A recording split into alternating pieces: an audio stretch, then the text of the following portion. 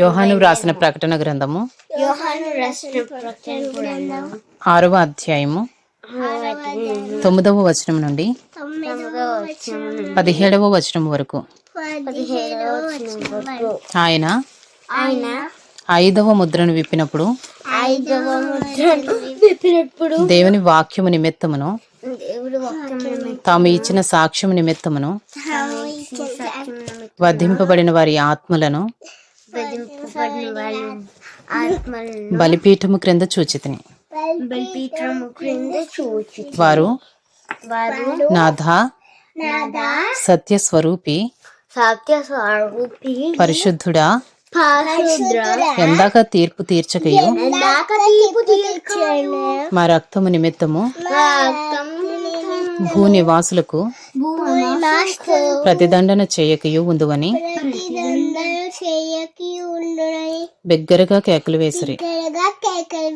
తెల్లని వస్త్రము వారిలో ప్రతి వానికి ఇయ్యబడెను. మరియు వారి వలనే చంపబడబోవు వారి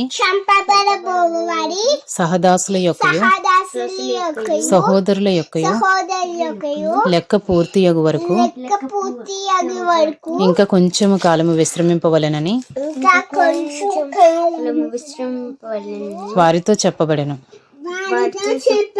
ఆయన 6వ ముద్రను విప్పినప్పుడు నేను చూడగా పెద్ద భూకంపము కలిగెను. సూర్యుడు కంబలి వలె నలుపాయెను. చంద్రబింబమంతయు రక్తవర్ణమాయెను. పెద్ద గాలి చేత ఊగులాడు అంజూరపు చెట్టు నుండి అకాలపు కాయలు రాలినట్టు ఆకాశ నక్షత్రములు భూమి మీద రాలెను. మరియు ఆకాశ మండలము చుట్టబడిన గ్రంథము వలెనై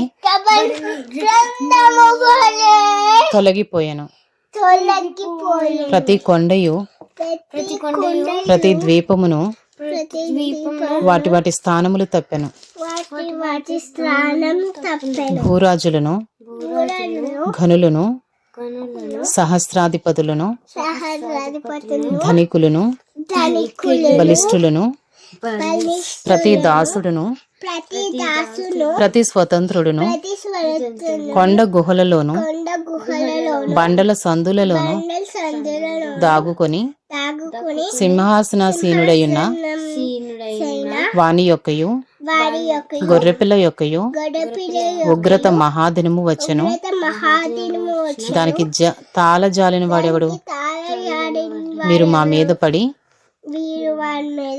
ఆయన సన్నిధికిని గొర్రెపిల్ల ఉగ్రతకును